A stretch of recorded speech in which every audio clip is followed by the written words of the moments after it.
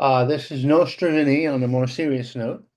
Right now, our city is threatened by an amazing amount of crime, by a invading um, illegal immigrant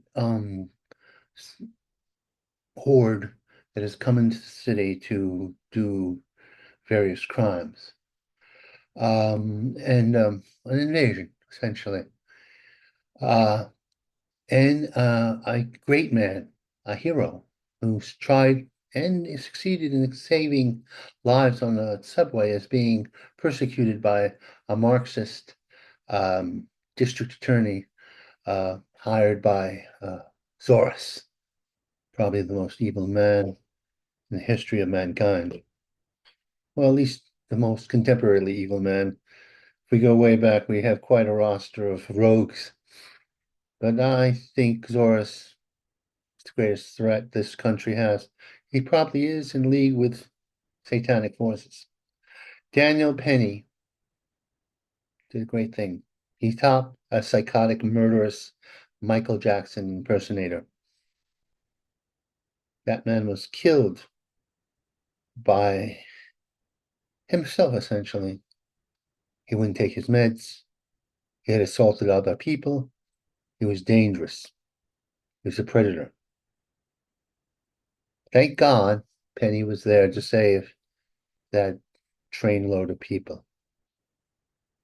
Sometimes people are I wish I had the courage, the physical courage, the moral courage to do such things and physical capability of saving lives.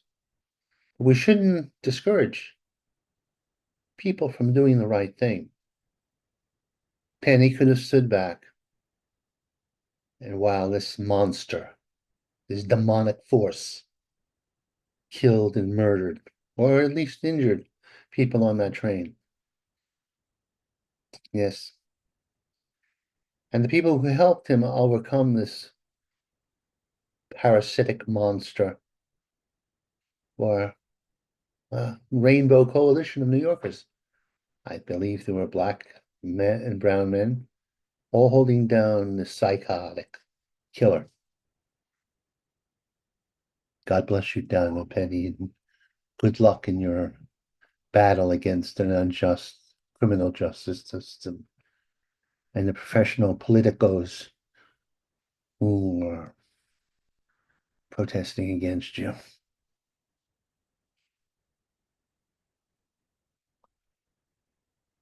Let's say this. We have a good, well, relatively good mayor. He does take goodies from Turks.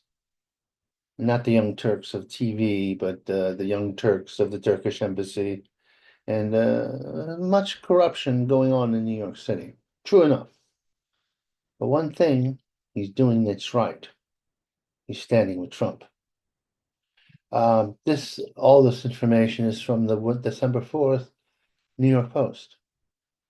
He'll work with Trump to get rid of the criminal element that is within the illegal community. Let us call them illegal. They are not migrants going out to pick lettuce. They are illegal and they're here illegally. That means the potential of being deported, even those who are just coming here for jobs. The safety net, the system of they're not entitled. That has to be done. Americans, American people, American citizens, those who were born here and those who legally got here are entitled to things, not these invaders. Now, our mayor compares himself to Hunter Biden. That's rather strange. I wouldn't do that.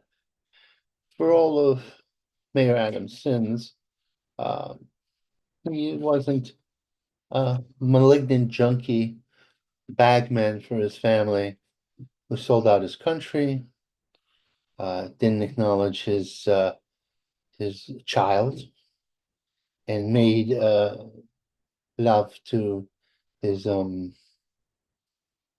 his brother's widow and turned her into a crack addict. Mayor Adams, you're too hard on yourself. Now, one thing I don't understand, what do? Do you deport them after they've killed and murdered and pillaged and raped, and then you deport them? Or you deport them as they are accused of the crime? We have a struggle going on in that. Struggle between an insane left and a righteous right. God willing, the righteous right will win. There's been a little bit of a more serious, more struggling. What sty I have in my eye? My. God willing. God willing. Let's see. We'll just. The loveliness of Paris seems so sadly gay. The glories of Rome are of another day. I felt terribly abandoned in Manhattan.